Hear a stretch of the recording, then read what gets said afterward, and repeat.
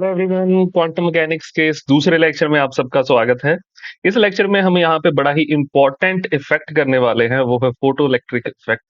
इसके जरिए यहाँ पे प्रूव हुआ था कि लाइट का ड्यूल नेचर होता है, क्योंकि जो वेव थ्योरी पहले से चलती आ रही थी लाइट के नेचर के बारे में, वो वेव थ्योरी यहाँ पे फोटो इलेक्ट्रिक इफेक्ट को एक्सप्लेन करने में बुरी तरह से फेल हो गई थी। तो इसको डिस्कस करेंगे हम, लेकिन सबसे पहले ये देख लेते हैं कि पिछले लेक्चर में हमने क्या किया। तो पिछले लेक्चर में हम लाइट की हिस्ट्री पढ़ रहे थे कि लाइट के बारे में हमारी समझ कैसे कैसे डेवलप हुई है।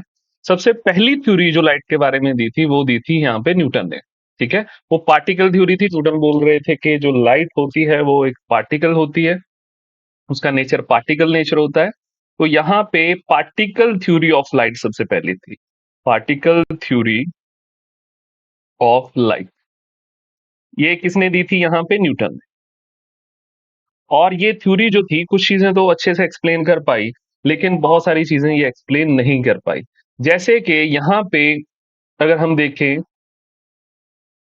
कि डिफ्रैक्शन पैटर्न हो गया, रिफ्लेक्शन तो ये एक्सप्लेन कर पाई थी, डिफ्रैक्शन पैटर्न नहीं एक्सप्लेन कर पाई ये। और यहाँ पे इंटरफेरेंस पैटर्न नहीं एक्सप्लेन कर पाई, और काफी चीजें थी। तो न्यूटन थ्योरी यहाँ पे फेल हो गई। इसको रिप्लेस करने के लिए यहाँ पे दूसरे नंबर पे जो थ्योरी आई थी वो थी यहाँ पे हाइगन की wave theory, wave theory of light. और ये थ्योरी किसने दी थी? यहाँ पे हाइगन ने। ठीक है, हाइगन्स की थ्योरी थी। उसके बाद यहाँ पे इसी थ्योरी को, इसी वेव थ्योरी को आगे अच्छे से और एक्सप्लेन किया यहाँ पे मैक्सवेल ने। मैक्सवेल ने कहा कि ये जो लाइट है ये होती तो वेव ही है, लेकिन ये वेव का नेचर जो होता है वो होता है इलेक्ट्रोमैग्नेटिक। ये एक इलेक्ट्रोमैग्नेटिक वेव होती है। ठीक है, ये एक इलेक्ट्रोमैग्नेटिक वेव होती है।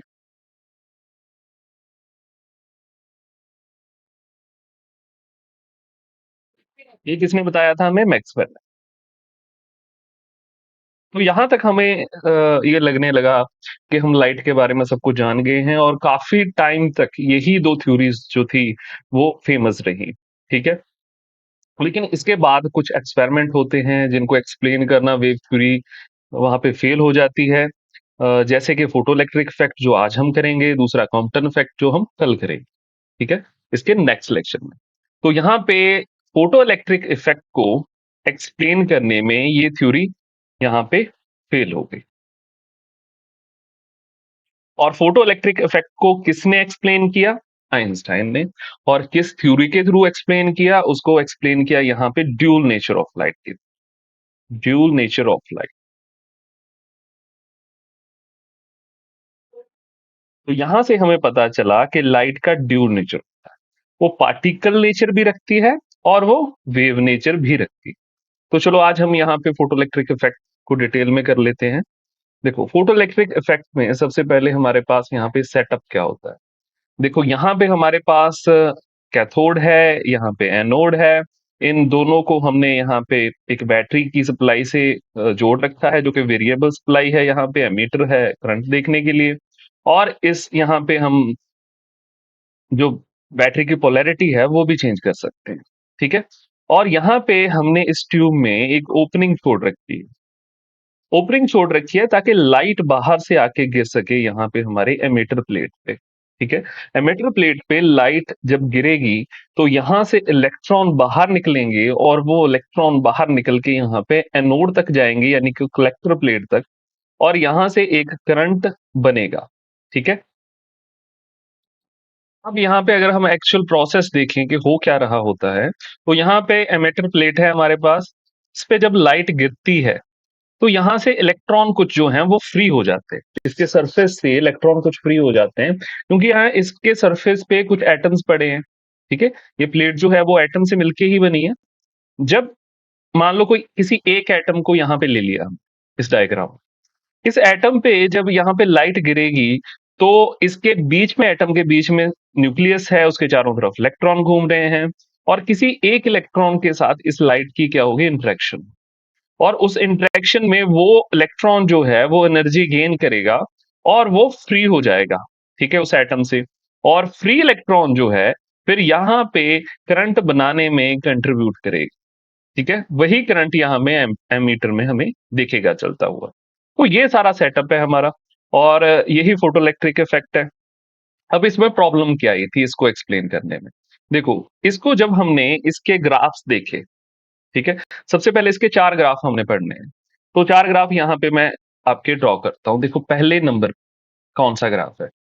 यहाँ पे पहले नंबर पे हमने करंट एंड इंटेंसिटी का ग्राफ लिया। ठीक है, करंट एंड इंटेंसिटी का। यहाँ पे हमने लिया करंट, यहाँ पे लिया हमने इंटेंसिटी। ठीक है, सबसे पहले साइंटिस्ट ने क्या देखा कि एक खास यहाँ पे कलर की लाइट को यहाँ पे इस प्लेट पे, यहाँ पे इमिटर प्लेट पे यहाँ पे गिराया गया।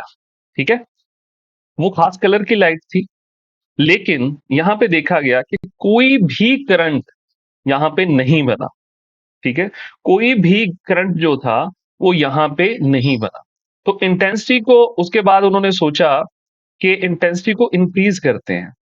ठीक है, इंटेंसिटी को इंक्रीज करते हैं तो करंट भी इंक्रीज हो, क्योंकि हम तब तक लाइट को क्या मानते थे? लाइट को हम वेव मानते थे। और वेव के बारे में हमें एक चीज पता थी, वो ये पता थी कि वेव की जो एनर्जी होती है वो यहाँ पे डायरेक्टली प्रोपोर्शनल होती है उसकी इंटेंसिटी के, और इंटेंसिटी यहाँ पे डायरेक्टली प्रोपोर्शनल होती है एम्पलीट्यूड के स्केल। तो अगर हम यहाँ पे इंटेंसिटी इंक्रीज कर देंगे तो एनर्जी भी इंक्रीज हो जाएगी। ठीक है, तो इंटेंसिटी इंक्रीज करने के लिए उन्होंने, मान लो पहले हमने 10 वॉट का बल्ब लगाया हुआ था यहाँ पे। ठीक है, पहले यहाँ पे हमने 10 वॉट का बल्ब लगाया हुआ था और उससे लाइट गिर रही थी एमिटर पे। फिर हमने यहाँ पे इंटेंसिटी चेंज करने के लिए 100 वॉट का बल्ब लगा दिया, यानी कि उसकी इंटेंसिटी चेंज कर दी हमने। ठीक है, इंक्रीज कर दी, और हमने सोचा कि उससे एनर्जी भी इंक्रीज होगी। और जब एनर्जी इंक्रीज होगी तो जो प्लेट पे यहाँ पे आपके लाइट गिर रही है वो इलेक्ट्रॉन्स को निकाल पाएगी, क्योंकि इलेक्ट्रॉन्स को यहाँ पे एटम से फ्री होने के लिए क्या चाहिए? एटम से फ्री होने के लिए उसको एनर्जी चाहिए। ठीक है, कुछ एनर्जी चाहिए उनको, तो वो एनर्जी उसको मिल जाएगी और यहाँ पे करंट बनने लगेगा। ये हमारी थ्योरी थी। लेकिन हमने यहाँ पे इंटेंसिटी बढ़ा के देखी, लेकिन करंट यहाँ पे बिल्कुल भी नहीं बना। ठीक है, तो ये पहला ग्राफ, और इससे साइंटिस्ट बहुत हैरान हुए कि ऐसा कैसे हो सकता है। अब तक हम यही जानते थे कि लाइट वेव है, और वेव के पास ये प्रॉपर्टी होती है कि उसकी इंटेंसिटी अगर आप बढ़ाओ तो यहाँ पे आपका एनर्जी इंक्रीज होती है। ठीक है, दूसरा यहाँ पे ग्राफ था। एक तो पहले ये ग्राफ एक्सप्लेन नहीं हुआ, दूसरे नंबर पे अगर देखें हम, तो उन्होंने सोचा कि इसका कलर हम चेंज करके देखते हैं। ठीक है, क्यों ना इसका कलर चेंज किया जाए। अब कलर सीधा, कलर का रिलेशन होता है फ्रीक्वेंसी से, तो दूसरा ग्राफ यहां पे था फ्रीक्वेंसी से। ठीक है, यहां पे हमने फ्रीक्वेंसी ली। तो पहले जो कलर की लाइट थी उससे बिल्कुल करंट नहीं बना था। देखो, इस एक्सिस पे हम लेंगे करंट। पहले जो कलर की लाइट ली थी उससे बिल्कुल करंट नहीं बन रहा था, लेकिन जैसे ही एक खास फ्रीक्वेंसी पे हम पहुंचते हैं तो एक हमारे पास यहाँ पे करंट बनना शुरू होता है। ठीक है, ये यहाँ पे करंट हमें दिखाई दिया, और उसके बाद जो उसके आगे की फ्रीक्वेंसी थी वहां पे करंट हमें दिखता है, लेकिन कांस्टेंट करंट दिखता है। ठीक है, तो एक खास फ्रीक्वेंसी तक, जिस फ्रीक्वेंसी को यहाँ पे बोला गया थ्रेशोल्ड फ्रीक्वेंसी। ठीक है, इस फ्रीक्वेंसी को यहाँ पे क्या बोला गया? Threshold frequency.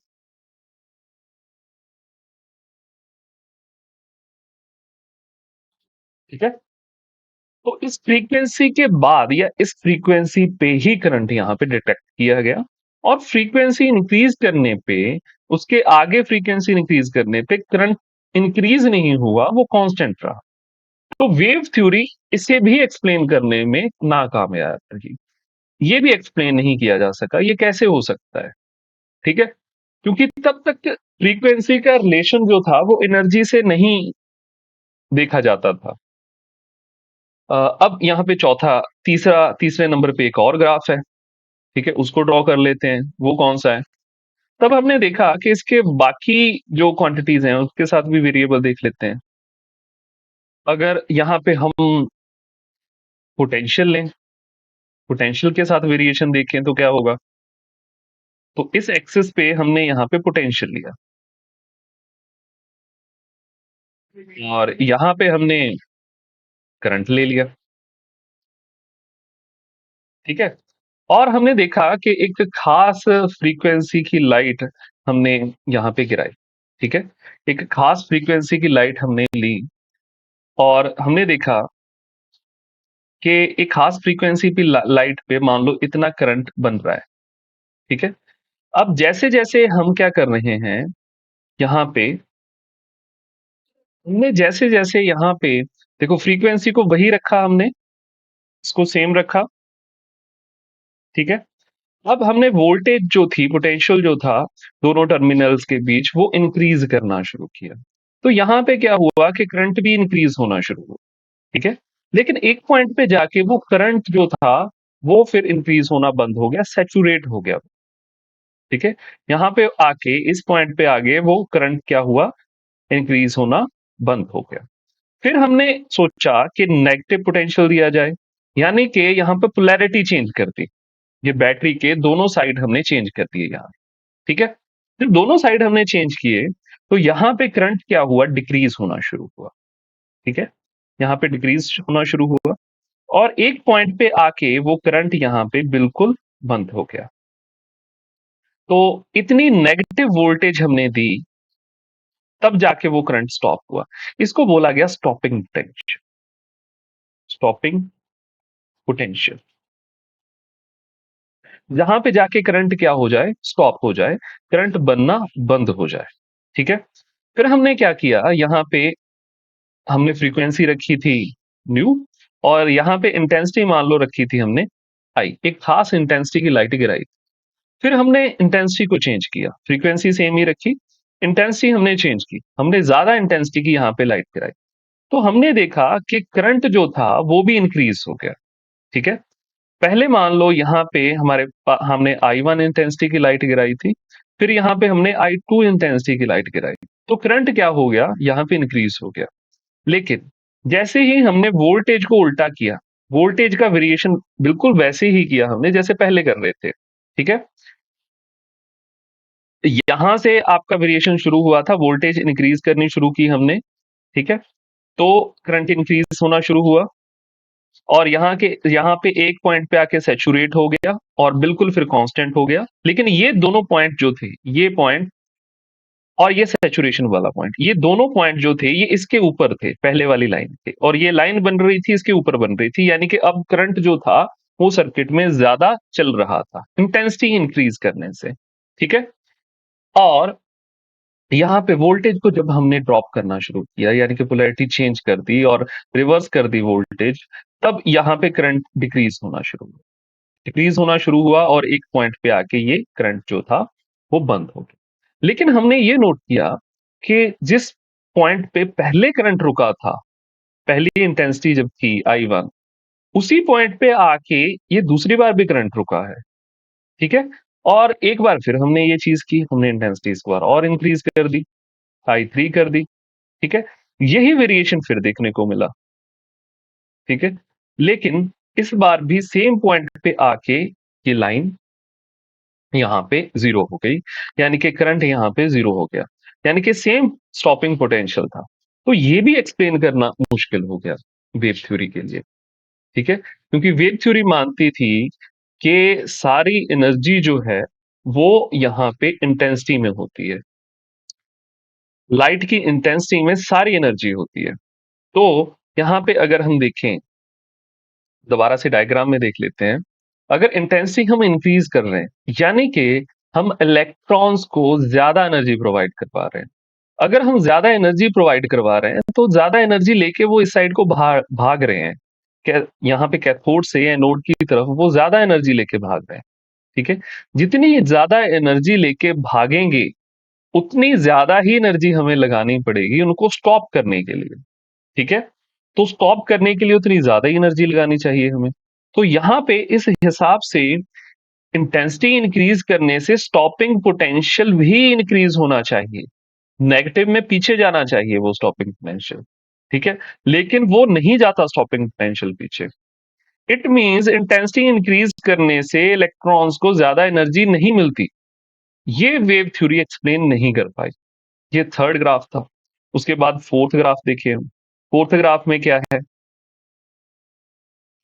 फोर्थ ग्राफ में सेम ही ग्राफ लिया हमने, लेकिन वेरिएशन इस बार थोड़ा सा चेंज कर दिया। इस बार हमने, पिछली बार हमने फ्रीक्वेंसी सेम रखी थी और इंटेंसिटी को चेंज किया था। इस बार हम क्या करेंगे, इंटेंसिटी को सेम रखेंगे और फ्रीक्वेंसी को चेंज करके देखेंगे, लेकिन वेरिएशन हमने पोटेंशियल, यहाँ पे ये हिस्सा आपको विजिबल नहीं होगा, तो यहाँ पे ये ग्राफ मैं दूसरी स्लाइड पे आपको ड्रॉ करता हूं।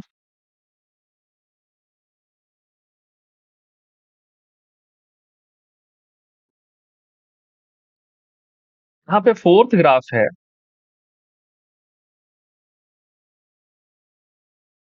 को हम यहाँ पे लेंगे पोटेंशियल और यहाँ पे लेंगे करंट। ठीक है, अब इस बार हम अटेंसी सेम रहेंगे, सेम रखेंगे। ठीक है, अब यहाँ पे हमने पहले क्या किया कि किसी खास फ्रीक्वेंसी की और किसी खास इंटेंसिटी की लाइट गिराई, तो मान लो इतना करंट बना। ठीक है, इतना करंट यहाँ पे बना, और यहाँ पे फिर हम पोटेंशियल इंक्रीज करते गए, पोटेंशियल हम इंक्रीज करते गए और करंट जो था वो इंक्रीज होता गया। ठीक है, एक पॉइंट आया जैसे पहले आया था जहां पे करंट आके सेचुरेट। ठीक है, और ये हमने आई इंटेंसिटी की लाइट गिराई थी और फ्रीक्वेंसी हमारी थी न्यू, न्यू वन। ठीक है, अब हमने क्या किया, पोटेंशियल को नेगेटिवली हम रिवर्स कर दिया, हमने टर्मिनल चेंज कर दिए, जहां नेगेटिव था वहां पे पॉजिटिव, जहां पे पॉजिटिव था वहां पे नेगेटिव टर्मिनल कर दिया। ठीक है, तो यहाँ पे क्या हुआ, करंट डिक्रीज होना शुरू हो गया। करंट जब डिक्रीज होना शुरू हो गया, तब यहाँ पे एक पॉइंट पे आके, एक वोल्टेज पे आके ये करंट क्या हो गया, जीरो हो गया। तो इसको हमने यहाँ पे कहा V1, यानी कि ये क्या है हमारे पास, स्टॉपिंग पोटेंशियल, स्टॉपिंग पोटेंशियल। ठीक है, अब यहाँ पे हमने क्या किया, इस बार आई को तो सेम रखा हमने इंटेंसिटी को, लेकिन फ्रीक्वेंसी, हायर फ्रीक्वेंसी की लाइट गिराई। जब हायर फ्रीक्वेंसी की लाइट हमने गिराई, तो यहाँ पे हमने देखा कि जो करंट था वो, इस बार क्या हुआ कि यहाँ पे जो सैचुरेटेड करंट था, सैचुरेटेड करंट यहाँ पे सेम था। ठीक है, दूसरी फ्रीक्वेंसी के लिए भी, लेकिन यहाँ पे वेरिएशन यहाँ पे आना शुरू हुआ। देखो, जब हमने वोल्टेज कम करनी शुरू की, जीरो हुई वोल्टेज और उससे फिर कम हुई वोल्टेज, तो यहाँ पे ये लाइन जो है ये पीछे जाके यहाँ पे मिलती है। ठीक है, तो करंट जो जीरो होता है इस बार, वो V2 वोल्टेज पे हो, यानी कि स्टॉपिंग पोटेंशियल इस बार और है। ठीक है, ये हमारे पास न्यू वन फ्रीक्वेंसी थी, ये न्यू टू फ्रीक्वेंसी है। मान लो न्यू टू फ्रीक्वेंसी जो है वो बड़ी है न्यू वन फ्रीक्वेंसी से। ठीक है, तो फ्रीक्वेंसी इंक्रीज करने से ये फर्क पड़ा है कि स्टॉपिंग पोटेंशियल चेंज हो गया है। ठीक है, तो यही वेरिएशन हमने आगे किया, हमने एक फ्रीक्वेंसी की और लाइट यहाँ पे गिराई, तो यहाँ पे सैचुरेशन जो थी करंट की वो पॉइंट चेंज नहीं हुआ। यहाँ पे चेंज क्या हुआ, फिर से स्टॉपिंग पोटेंशियल में चेंज आया। ठीक है, इस बार लाइन यहाँ पे जाएगी और यहाँ पे मिलेगी, तो V3 पे जाके यहाँ पे ये स्टॉप हुआ है, और जो V3 है वो बड़ा है V2 से, और यहाँ पे एंड V2 बड़ा है V1 से, स्टॉपिंग पोटेंशियल। तो स्टॉपिंग पोटेंशियल जो था वो नेगेटिवली पीछे को इंक्रीज हो रहा है, और फ्रीक्वेंसी भी हम यहाँ पे इंक्रीज कर रहे हैं। ठीक है, न्यू वन फ्रीक्वेंसी जो है वो यहाँ पे छोटी है, किससे, न्यू टू से, और न्यू टू फ्रीक्वेंसी छोटी है यहाँ पे न्यू थ्री फ्रीक्वेंसी से। ठीक है, तो ये भी एक्सप्लेन ग्राफ जो था एक्सप्लेन नहीं कर पाई वेव थ्योरी, क्योंकि वेव थ्योरी मानती थी कि ये फ्रीक्वेंसी का एनर्जी से कोई रिलेशन नहीं है। ठीक है, तो इन तीनों ग्राफ्स को एक बार दोबारा से डायग्राम के थ्रू हम देख लेते हैं। मान लो यहाँ पे हमने ये, पीछे ही चले जाते हैं हम स्लाइड में। देखो, हमारे पास यहाँ पे ट्यूब है। ठीक है, ये सारा सेटअप है हमारे पास। इस सेटअप में अगर हम यहाँ पे वोल्टेज इंक्रीज करते हैं, वोल्टेज इंक्रीज करते हैं, तो यहाँ पे इलेक्ट्रॉन्स को ज्यादा अट्रैक्टिव फोर्स मिलती है यहाँ पे एमीटर की तरफ भागने के लिए, ठीक है? तो वो जल्दी-जल्दी यहाँ पे भागते हैं, इसीलिए करंट इंक्रीज़ होता है, ठीक है? जहाँ पे जैसे ग्राफ्स में हम देख पा रहे हैं कि जैसे ही हम यहाँ पे वोल्टेज इंक्रीज़ करते हैं यहाँ पे, तो करंट इंक्रीज़ होता है, ठीक है? और यहाँ पे एक पॉइंट आता है जहाँ पे आके करंट सैचुरेट हो जाता है। वो सैचुरेशन वाला पॉइंट क्यों आता है? सैचुरेशन वाला पॉइंट आता है क्योंकि यहाँ पे हमारे पास जो फ्री इलेक्ट्रॉन है, उनकी एक हमारे पास फिक्स्ड संख्या है, ठीक है? वो इनफाइनाइट नंबर ऑफ हमारे पास इलेक्ट्रॉन नहीं है, एक खास संख्या में हमारे पास इलेक्ट्रॉन है। तो वो जब खत्म हो जाते हैं, तो वोल्टेज जितनी मर्ज़ी इंक्रीज़ करते जाओ आप, वो उतने ही इलेक्ट्रॉन वहाँ पे जाने वाले हैं, आपके कलेक्टर पे, ठीक है? तो यहाँ पे आके सैचुरेशन हो जाती है। अब यहाँ पे वोल्टेज जब हम 0 के पीछे लेके जाते हैं, जब रिवर्स कर देते हैं वोल्टेज को, बैटरी के टर्मिनल को उल्टा लगा देते हैं, तब क्या होता है यहाँ पे करंट डिक्रीज़ होना शुरू हो जाता है। जो इलेक्ट्रॉन मीटर की तरफ से कलेक्टर की तरफ भाग रहे थे, वो अब यहाँ पे एक पीछे को अट्रैक्टिव फोर्स फील करते हैं, ठीक है? तो पीछे को अट्रैक्टिव फोर्स फील करते हैं, तो वो स्टॉप होने शुरू हो जाते हैं, उनकी जो वेलोसिटी है वो कम शुरू होनी शुरू हो जाती है, ठीक है? तो एक वहाँ पे करंट भी कम होना शुरू हो जाता है इससे।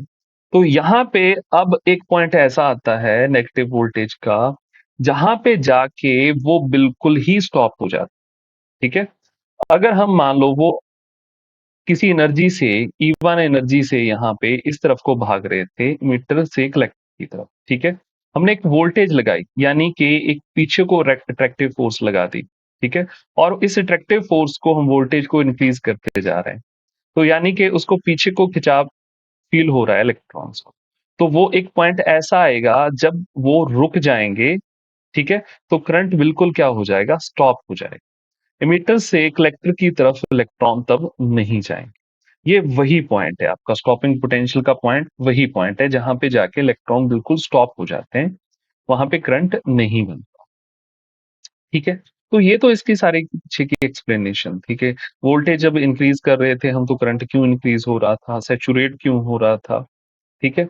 अब यहाँ पे वेव थ्योरी जो थी, ये उन चारों ग्राफ्स को एक्सप्लेन करने में वो बिल्कुल फेल हुई, ठीक है? ये पहला ग्राफ ही ले लो आप, इस ग्राफ में वो ये नहीं बता पाई क्यों कि करंट इंटेंसिटी इंक्रीज करने से क्यों इंक्रीज नहीं हुआ, जबकि वो मानते थे कि इंटेंसिटी जो थी वो यहाँ पे डायरेक्टली प्रोपोर्शनल होती है एनर्जी के, ठीक है? जितनी इंटेंसिटी ज्यादा होगी उतनी एनर्जी ज्यादा होगी। तो एनर्जी इंक्रीज करेंगे तो इलेक्ट्रॉन को ज्यादा एनर्जी मिलेगी फ्री होने के लिए, ठीक है? एक यहाँ पे हमारे पास एटम है, यहाँ पे मान लो न्यूक्लियस है, यहाँ पे इलेक्ट्रॉन है, इस इलेक्ट्रॉन को फ्री होने के लिए एक एनर्जी चाहिए, ठीक है? यहाँ से इस एटम से। अब अगर इंटेंसिटी इंक्रीज कर रहे हैं तो इट मींस जो लाइट इस पे गिर रही है वो ज्यादा एनर्जी की लाइट गिर रही है, ठीक है? तो अगर ज्यादा एनर्जी की लाइट यहाँ पे गिर रही है, पहले वो फ्री नहीं हो पा रहा था, अगर एनर्जी इंक्रीज कर देते हैं तब तो उसको फ्री हो जाना चाहिए, लेकिन वो अब भी फ्री नहीं हो पा रहा, जितनी मर्जी इंटेंसिटी हम इंक्रीज कर दें, ठीक है? तो ये वेव थ्योरी एक्सप्लेन नहीं कर पा रही थी। और दूसरा ये ग्राफ भी एक्सप्लेन नहीं कर पा रही थी दूसरे नंबर पे, कि कैसे फ्रीक्वेंसी इंक्रीज करने से जब एक खास फ्रीक्वेंसी के आगे हम फ्रीक्वेंसी ले जाते हैं, न्यू नॉट जिसको थ्रेशोल्ड फ्रीक्वेंसी हमने बोला, उसके आगे फ्रीक्वेंसी ले जाने से कैसे ये करंट चलना शुरू हो जाता है, ठीक है? थर्ड का मैंने आपको बता ही दिया कि थर्ड का भी वो एक्सप्लेन नहीं कर पाए, ठीक है? फोर्थ को भी एक्सप्लेन नहीं कर पाए कि फ्रीक्वेंसी इंक्रीज करने से स्टॉपिंग पोटेंशियल इंक्रीज कैसे हो जाता है। वेव थ्योरी के थ्रू तो ये चीज एक्सप्लेन नहीं की जा सकती, क्योंकि वेव थ्योरी के स्टॉपिंग पोटेंशियल तो तब इंक्रीज होना चाहिए जब इलेक्ट्रॉन्स के पास ज्यादा एनर्जी आए, और वेव थ्योरी मानती थी कि इलेक्ट्रॉन्स के पास ज्यादा एनर्जी जो है वो इंटेंसिटी के कारण आएगी, और इंटेंसिटी तो यहाँ पे सेम रखी है, ठीक है? वेरी तो हमने क्या किया है यहाँ पे, फ्रीक्वेंसी, लेकिन फ्रीक्वेंसी के कारण इलेक्ट्रॉन्स के पास ज्यादा एनर्जी आई, ठीक है? वो ज्यादा एनर्जी के साथ यहाँ पे कैथोड से एनोड की तरफ भाग रहे हैं, कैथोड से एनोड की तरफ यहाँ पे भाग रहे हैं, ठीक है? और जितनी ज्यादा एनर्जी से वो भागेंगे उतनी ज्यादा एनर्जी ही हमें लगेगी उनको स्टॉप करने के लिए, ज्यादा पोटेंशियल लगेगा, ज्यादा स्टॉपिंग पोटेंशियल उतना ही ज्यादा होगा, ठीक है? तो ये चारों चीजें एक्सप्लेन करने में हमारे पास जो वेव थ्योरी थी वो बिल्कुल फेल हुई। उसके बाद आते हैं आइंस्टाइन। लेकिन उससे पहले हम इन पॉइंट्स को एक बार देख लेते हैं। Photo electric effect, observations that can not be explained by wave model of light. जो ऑब्जर्वेशंस थी जिनको एक्सप्लेन नहीं कर पाया वेव मॉडल। पहला क्या था? Time lag between turning on the light and ejection of first electron is not affected by brightness or frequency of light. In dim light, wave theory would predict need more time electron to build up enough energy to be ejected, whereas in bright light, expected it would be ejected almost immediately. देखो ये भी एक point है जो explain नहीं कर पाई, जो मैंने पीछे नहीं बताया। देखो, अगर यहाँ पे आपकी लाइट की इंटेंसिटी जो है, उस पे एनर्जी यहाँ पे डिपेंड करती है, जो कि वेव थ्योरी कहती है। ठीक है? इंटेंसिटी मीन्स उस लाइट की, मान लो 10 वॉट का बल्ब है तो कम रोशनी करेगा, कम ब्राइट है वो। ठीक है? तो इंटेंसिटी उसकी कम होगी, एनर्जी उसकी कम होगी वेव थ्योरी के हिसाब से। अगर 100 वॉट का बल्ब लगाएं हम तो उसकी इंटेंसिटी ज्यादा होगी, एनर्जी ज्यादा होगी। ठीक है? वेव थ्योरी के हिसाब से। तो अगर हम यहाँ पे, उन्होंने बोला कि अगर डिम लाइट का हम एक बल्ब लगाते हैं, मान लो एक न्यू नॉट फ्रीक्वेंसी की लाइट है। ठीक है? न्यू नॉट फ्रीक्वेंसी की लाइट है। आपको पता है न्यू नॉट फ्रीक्वेंसी की लाइट पे करंट बनना शुरू हो जाता है। ठीक है? अब न्यू नॉट फ्रीक्वेंसी की लाइट का बल्ब हम यहाँ पे 10 वॉट का लेते हैं, यानी कि वो कम ब्राइट होगा। ठीक है? लेकिन उससे करंट तो बनेगा कुछ। मान लो इतना करंट बना। ठीक है? इतना करंट बना। अब यहाँ पे हम लाइट को ब्राइट करते जाते हैं, मींस वॉटेज यहाँ पे इंक्रीज करते जाते हैं और बड़ा बल्ब यहाँ पे लगाते हैं। उससे यहाँ पे, यहाँ पे फोटो इलेक्ट्रिक इफेक्ट की कुछ ऑब्जर्वेशन देख लेते हैं। Observation can not be explained by wave. ठीक है? जो वेव मॉडल से एक्सप्लेन नहीं। एक पहली ऑब्जर्वेशन तो ये थी जो पीछे हमने डिस्कस नहीं की, कि time lag between turning on the light and ejection of the first electron is not affected by the brightness और the frequency of the light. ठीक है? तो यहाँ पे होता क्या है कि जैसे ही हम लाइट गिराते हैं किसी सरफेस पे, ठीक है, मेटल सरफेस पे जो एनोड था हमारे पास, उस पे जैसे ही कैथोड था, उस पे जैसे ही लाइट हम गिराते हैं तो वैसे ही वहां से एक इलेक्ट्रॉन निकलता है। बस होना ये चाहिए कि उसकी फ्रीक्वेंसी नी नॉट फ्रीक्वेंसी से ज्यादा होनी चाहिए। ठीक है? वैसे ही वहां से एक इलेक्ट्रॉन बाहर निकल जाता है। अब ये मायने नहीं रखता कि लाइट कम ब्राइट है या ज्यादा ब्राइट है। ब्राइट कम ज्यादा होने का मतलब ये है कि लाइट हम कम इंटेंसिटी की गिरा रहे हैं या ज्यादा इंटेंसिटी की गिरा रहे हैं। ठीक है? अगर ज्यादा इंटेंसिटी की लाइट गिरा रहे हैं मींस ज्यादा ब्राइट लाइट गिरा रहे हैं। अगर कम इंटेंसिटी की लाइट गिरा रहे हैं यानी कि कम ब्राइट लाइट हम यहाँ पे गिरा रहे हैं। तो आप चाहे कम लाइट, डिम लाइट यहाँ पे गिराओ कम ब्राइटनेस की, चाहे ज्यादा ब्राइट लाइट यहाँ पे गिराओ। ठीक है? इलेक्ट्रॉन पहले भी यहाँ पे तुरंत निकल जाता था, कोई टाइम लैग नहीं था। जैसी लाइट गिरती थी वैसे ही एक इलेक्ट्रॉन फ्री हो जाता था। और यहाँ पे ज्यादा ब्राइट लाइट गिराने पे भी वही होता है। तो ये एक्सप्लेन नहीं कर पाई, क्योंकि वेव थ्योरी मानती थी कि ज्यादा इंटेंसिटी की लाइट में ज्यादा एनर्जी होनी चाहिए। तो अगर मान लो इलेक्ट्रॉन पहले कोई खास टाइम लेता था निकलने से, इसके सरफेस से फ्री होने में, तो इंटेंसिटी ज्यादा करने पे वो ज्यादा जल्दी निकलना चाहिए। ठीक है? लेकिन टाइम का तो कोई फर्क नहीं पड़ रहा था इंटेंसिटी के साथ। ठीक है? टाइम का कोई वेरिएशन नहीं हो रहा था, इलेक्ट्रॉन वैसे ही उसी टाइम में निकल रहा। ठीक है? तो ये तो पहली प्रॉब्लम थी। दूसरी प्रॉब्लम क्या थी? कैन ऑब्जर्व द वायलेट और ultra violet light but no ejection for red light even if intense. ठीक है? Wave theory would predict any frequency if intense enough can eject an electron. इसका मतलब ये है कि यहाँ पे अल्ट्रा वायलेट लाइट या फिर वायलेट लाइट जो है, उसके गिराने पे जो इलेक्ट्रॉन थे वो निकल रहे थे। यानी कि वायलेट या अल्ट्रा वायलेट की जो फ्रीक्वेंसी थी वो न्यू नॉट के ऊपर की होगी। ठीक है? लेकिन यहाँ पे रेड लाइट गिराने पे कोई इलेक्ट्रॉन नहीं निकल रहा था, चाहे वो कितनी भी इंटेंस हो। ठीक है, रेड लाइट को जितना मर्जी इंटेंस कर लो, वो क्यों नहीं निकल रहे थे? क्योंकि रेड लाइट की जो फ्रीक्वेंसी थी वो न्यू नॉट से कम होगी। ठीक है, न्यू नॉट से कम होगी ये फ्रीक्वेंसी। तो इसलिए रेड लाइट की जितनी मर्जी इंटेंसिटी आप वहां पे गिरा दो सरफेस पे, वहां से इलेक्ट्रॉन फ्री नहीं होने वाले। ये एक्सप्लेन नहीं हो रहा था, इस चीज को हम पहले भी डिस्कस कर चुके हैं। तीसरे नंबर पे क्या था? Maximum energy of the ejected electron is not affected by brightness of the light. ठीक है, जो इलेक्ट्रॉन सरफेस से निकल रहे थे, उनकी एनर्जी जो थी वो ब्राइटनेस से इफेक्ट नहीं हो रही थी। एक इलेक्ट्रॉन जो था वो सरफेस से निकल रहा था बाहर, कुछ खास एनर्जी लेके। ठीक है, अब वो जो एनर्जी थी वो इंटेंसिटी पे डिपेंड नहीं कर रही। ये एक्सप्लेन नहीं हो पा। तो ये कुछ पॉइंट्स थे, कुछ कमियां थी वेव थ्योरी की। यहाँ पे ऐसे वेव थ्योरी जो थी वो फेल हुई एक्सप्लेन करने के लिए। अब आते हैं पिक्चर में आइंस्टाइन। आइंस्टाइन कहते हैं कि जो हमारे पास ये सारी वेव थ्योरी है, ये गलत है। और यहाँ पे जो मैक्स प्लैंक ने कहा था, मैक्स प्लैंक ने क्या क्या कहा था यहाँ पे? मैक्स प्लैंक ने कहा था कि लाइट का ड्यूल नेचर होता है, और लाइट का एक पैकेट होता है जिसका नाम, जो आइंस्टाइन ने कहा वो उन्होंने रखा फोटॉन। ठीक है, इसको बोला गया क्वांटा ऑफ लाइट। ठीक है, वेव का पैकेट, इसको बोला गया क्वांटा ऑफ लाइट। ठीक है, इस क्वांटा ऑफ लाइट की आइंस्टाइन ने बोला कि ये पार्टिकल भी है, और ये किससे मिलके बना है? वेव से मिलके बना है।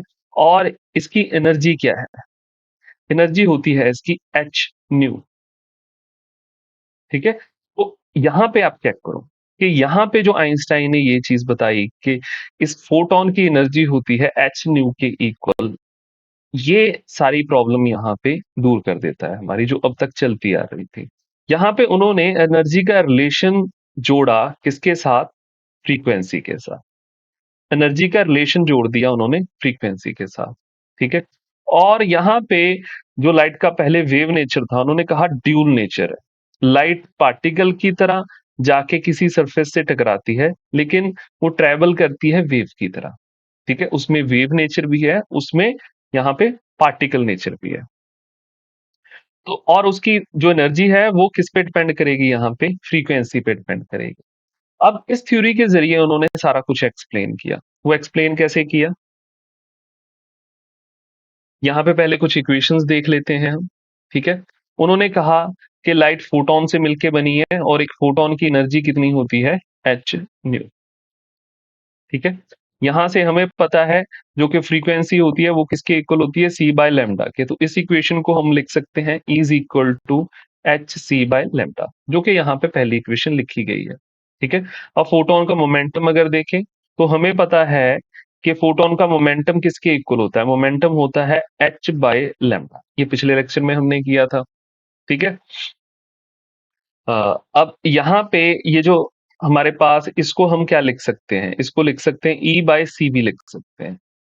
ठीक है, इसको ई बाय सी भी लिख सकते हैं।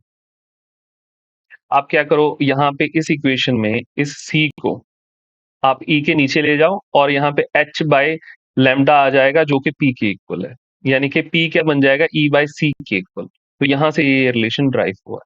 ठीक है, ये आपकी दूसरी इक्वेशन है। ये है फोटॉन्स मोमेंटम। तीसरे नंबर पे है maximum kinetic energy of ejected photon, photo electron. ठीक है, जो यहाँ पे इस फोटोन के कारण इलेक्ट्रॉन सरफेस से फ्री होता है। एक जब फोटोन गिरता है किसी सरफेस पे, तब यहाँ पे जो इलेक्ट्रॉन फ्री होता है, इलेक्ट्रॉन बाहर निकलता है। ठीक है, उसको यहाँ पे इन्होंने बोला फोटो इलेक्ट्रॉन। फोटोन के कारण जो इलेक्ट्रॉन फ्री हुआ उसको क्या बोला यहाँ पे? Photo electron. उसकी काइनेटिक एनर्जी जो होती है वो किसके इक्वल होती है? यहाँ पे एच न्यू। ठीक है, जो फोटो, उस इलेक्ट्रॉन के पास एनर्जी आएगी कहां से? फोटोन ही देगा उसे एनर्जी। ठीक है, तो ये काइनेटिक एनर्जी जो है के मैक्सिमम, ये पहले तो किसके इक्वल होगी? एच न्यू के, जो फोटोन टकराया। फिर यहां पे एक क्वांटिटी माइनस हो जाएगी जो होगी फाई। इस फाई को बोलते हैं हम वर्क फंक्शन। इसको यहां पे लिख लेते हैं, इस फाई को बोलेंगे हम वर्क फंक्शन। ये जो वर्क फंक्शन होता है, ये यहाँ पे मिनिमम एनर्जी होती है जो रिक्वायर्ड होती है किसी इलेक्ट्रॉन को मेटल के सरफेस से बाहर करने के लिए, या फिर किसी इलेक्ट्रॉन को यहाँ पे किसी एटम से बाहर करने के लिए। ठीक है, मान लो कोई एटम है, यहाँ पे बीच में न्यूक्लियस है, यहाँ पे इलेक्ट्रॉन है। इस इलेक्ट्रॉन को यहाँ पे इस एटम से अलग होने के लिए कुछ एनर्जी चाहिए, उस एनर्जी को ही ये वर्क फंक्शन बोला जाता है। पहले तो वो इस एटम से फ्री होगा, उसके बाद वो क्या करेगा, मूव करेगा, ठीक है, एनोड की तरफ। ठीक है, तो यहाँ पे पहले फ्री होने के लिए उसकी इतनी एनर्जी, फाई एनर्जी जो है वो खर्च हो जाएगी। तो इसी के लिए हमने जो कैनेटिक एनर्जी है इलेक्ट्रॉन की, वो किसके इक्वल लिखी है, टोटल एनर्जी जो उसको फोटोन ने दी माइनस वर्क फंक्शन जो उसकी खर्च हो गई वहां पे एटम से निकलने के लिए। ठीक है, तो ये है kinetic energy of electron, maximum kinetic energy of electron जितनी के किसी इलेक्ट्रॉन के पास हो सकती है। उसके बाद हम देख सकते हैं यहाँ पे हमारे पास थ्रेशोल्ड फ्रीक्वेंसी की बात हुई है। Threshold frequency in A photo electric effect, ये किसके इक्वल होगी, हमें पता है कि यहाँ पे आपकी कितनी एनर्जी बाहर निकलने के लिए लगती है, कितनी एनर्जी मिनिमम रिक्वायर्ड है इलेक्ट्रॉन को बाहर निकलने के लिए। तो यहाँ पे वर्क फंक्शन जितनी एनर्जी लगेगी इलेक्ट्रॉन को एटम से बाहर निकलने के लिए, और वर्क फंक्शन की एनर्जी को हम क्या बोल सकते हैं, एच न्यू। ठीक है, वर्क फंक्शन क्योंकि है तो ये एनर्जी हो, एनर्जी का फॉर्मूला क्या होता है, मैंने अभी बताया था, एनर्जी किसके इक्वल होती है, एच न्यू के। तो यहाँ पे इसको लिख सकते हैं हम एच न्यू नॉट। ये न्यू नॉट क्या है आपका, न्यू नॉट वही थ्रेशोल्ड फ्रीक्वेंसी है, थ्रेशोल्ड फ्रीक्वेंसी।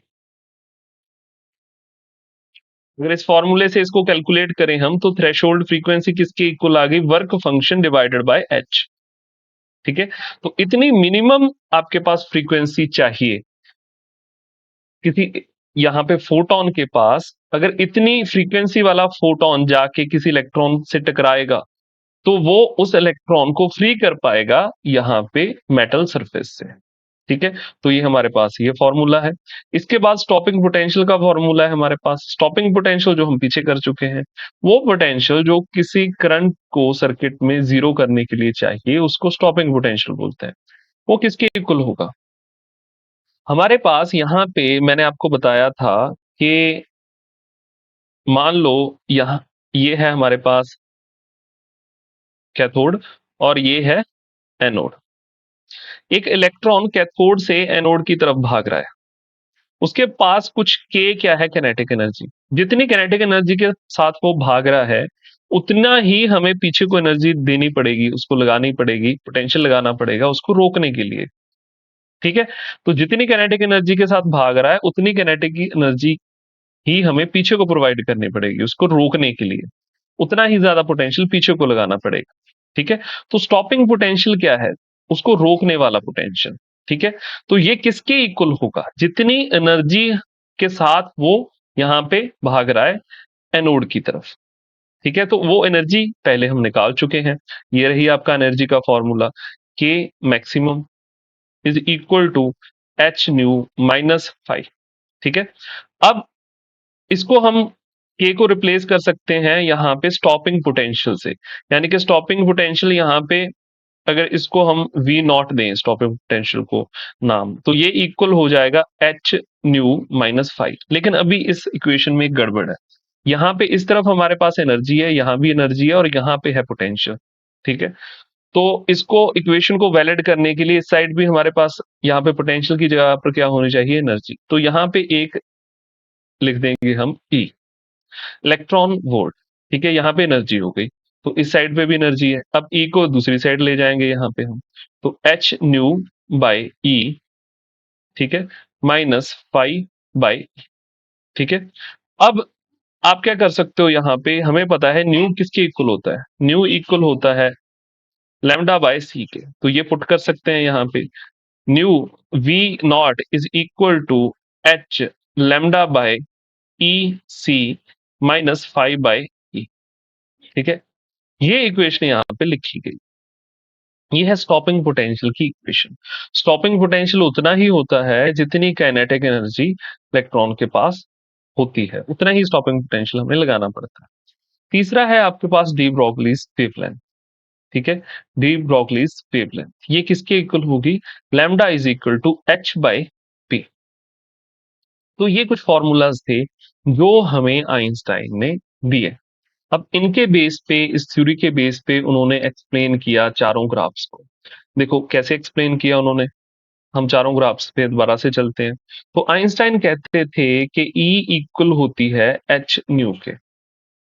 ठीक है, एनर्जी जो होती है वो एच न्यू के इक्वल होती है, जो कि एक फोटोन की एनर्जी होती है। और इस रिलेशन में उन्होंने एनर्जी का रिलेशन बना दिया किसके साथ, फ्रीक्वेंसी के साथ। अब एनर्जी का रिलेशन फ्रीक्वेंसी के साथ बन गया है, तो यहां पे पहला ग्राफ तो इससे इजीली एक्सप्लेन हो गया। ठीक है, और यहाँ पे आइंस्टाइन ने वो जो इक्वेशंस लिखी थी उनमें एक थ्रेशोल्ड फ्रीक्वेंसी की बात की थी। वो फ्रीक्वेंसी, वो मिनिमम फ्रीक्वेंसी जो किसी फोटोन के पास होनी चाहिए किसी इलेक्ट्रॉन को मेटल के सरफेस से बाहर निकालने की।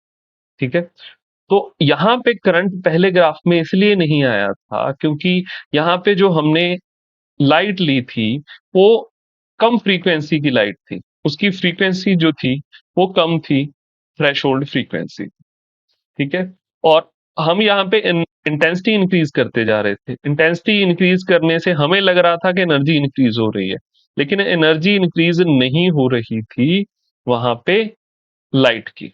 ठीक है, ज्यादा एनर्जी नहीं मिल पा रही थी इलेक्ट्रॉन्स को, इसलिए वहां पे करंट नहीं बन पा रहा था, इलेक्ट्रॉन फ्री नहीं हो पा रहे थे। अब यहाँ पे दूसरा ग्राफ भी एक्सप्लेन किया।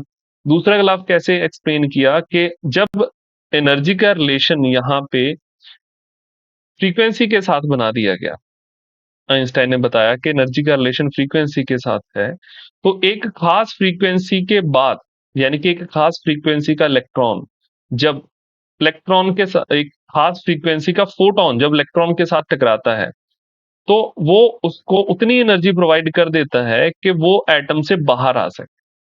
ठीक है, और वहां पे करंट बनना शुरू हो जाता है। तभी न्यू नॉट फ्रीक्वेंसी के बाद करंट यहाँ पे बनना शुरू हुआ, और आइंस्टाइन ने इस सेकंड ग्राफ को भी एक्सप्लेन किया। थर्ड ग्राफ को भी आइंस्टाइन ने एक्सप्लेन किया। उन्होंने कहा कि आप सोच रहे थे कि इंटेंसिटी का रिलेशन है यहाँ पे एनर्जी के साथ, लेकिन रिलेशन जो है वो फ्रीक्वेंसी का है एनर्जी के साथ। इसी यही कारण है कि आप इंटेंसिटी तो इंक्रीज करते जा रहे हो, इंटेंसिटी इंक्रीज करते जा रहे हो तो करंट इंक्रीज हो रहा है, क्योंकि उन्होंने कहा कि जितनी ज्यादा इंटेंसिटी होगी उतने ज्यादा नंबर ऑफ फोटोन। आइंस्टाइन ने कहा कि इंटेंसिटी इंक्रीज करने का मतलब क्या होता है लाइट में, इंटेंसिटी इंक्रीज करने का मतलब एनर्जी इंक्रीज करना नहीं होता लाइट की, उसका मतलब होता है कि number of photon, number of photon per unit area, per unit area ये इंक्रीज कर रहे हो आप। ठीक है, जितनी आप इंटेंसिटी इंक्रीज कर रहे हो उतने नंबर ऑफ फोटोन ज्यादा गिरा रहे हो, इसीलिए करंट इंक्रीज हो रहा है। पहले मान लो मेटल सरफेस पे यहाँ पे 10 फोटोन गिर रहे थे, तो वो 10 इलेक्ट्रॉन को फ्री कर रहे थे और 10 इलेक्ट्रॉन यहाँ पे करंट बना रहे थे। लेकिन फिर आपने 100 फोटोन गिराने शुरू कर दिए, तो यहाँ पे 100 इलेक्ट्रॉन फ्री होने शुरू हो गए, और फिर 100 इलेक्ट्रॉन यहाँ पे करंट बनाना शुरू करते हैं, तभी यहाँ पे करंट इंक्रीज हो रहा है, यहाँ पे इंटेंसिटी इंक्रीज करने से। लेकिन जब हम रिवर्स वोल्टेज लगाते हैं, यानी कि पोलैरिटी को चेंज करते हैं, तो इंटेंसिटी इंक्रीज करने से स्टॉपिंग पोटेंशियल चेंज नहीं होता। स्टॉपिंग पोटेंशियल डायरेक्टली रिलेट किससे करता है, मैंने आपको अभी बताया स्टॉपिंग पोटेंशियल कितना होता है। स्टॉपिंग पोटेंशियल होता है जितनी एनर्जी होगी इलेक्ट्रॉन के पास, काइनेटिक एनर्जी होगी इलेक्ट्रॉन के पास, जितनी काइनेटिक एनर्जी लेके वो भाग रहा होगा, ठीक है, उतना ही ज्यादा स्टॉपिंग पोटेंशियल चाहिए हमें उसको रोकने के लिए। अब इंटेंसिटी इंक्रीज करने से नंबर ऑफ इलेक्ट्रॉन तो ज्यादा निकलते हैं, लेकिन उनकी एनर्जी सेम होती है। ठीक है, एनर्जी चेंज नहीं होती।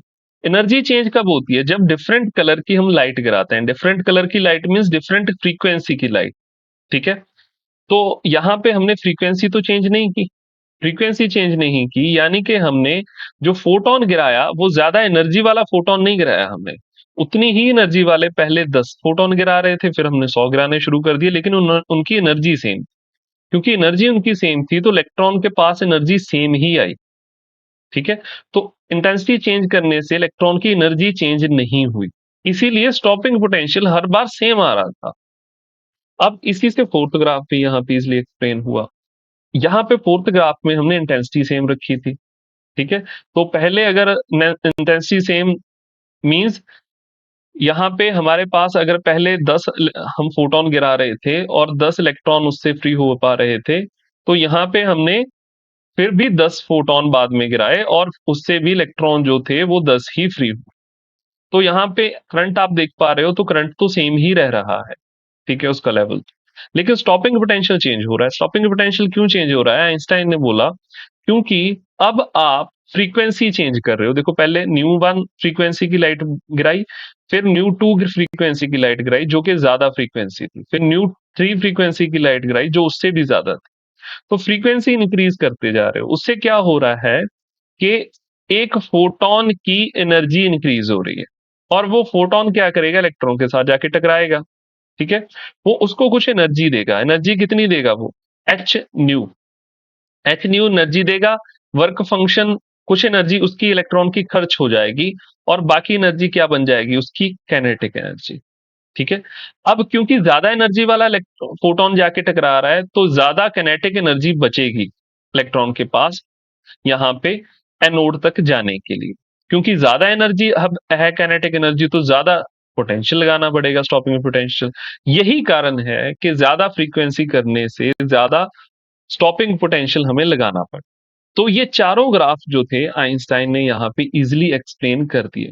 और एक चीज और एक्सप्लेन कर दी, उन्होंने कहा कि जो टाइम लैग की प्रॉब्लम थी कि बिल्कुल टाइम नहीं लगता, जैसे ही लाइट हिट करती है जाके इलेक्ट्रॉन को, वैसे ही इलेक्ट्रॉन बाहर निकल जाता है। चाहे वो डिम लाइट हो चाहे ब्राइट लाइट, इंटेंसिटी से कोई फर्क नहीं पड़ता, इमीडिएटली इलेक्ट्रॉन बाहर हो जाता है। तो उसका कारण ये है, उन्होंने कहा कि आप लाइट को वेव मान रहे हैं। ठीक है? और आप मान रहे हो कि लाइट वेव की तरह इलेक्ट्रॉन के साथ जाके टकरा रही है। उन्होंने कहा कि ऐसा नहीं होता। अगर ये वेव की तरह जाके इलेक्ट्रॉन के साथ टकरा रही होती तो आप जैसा बोल रहे हो वैसा बिल्कुल ठीक था। डिम लाइट में इसको कुछ टाइम लगता है इलेक्ट्रॉन को बाहर निकालने के लिए।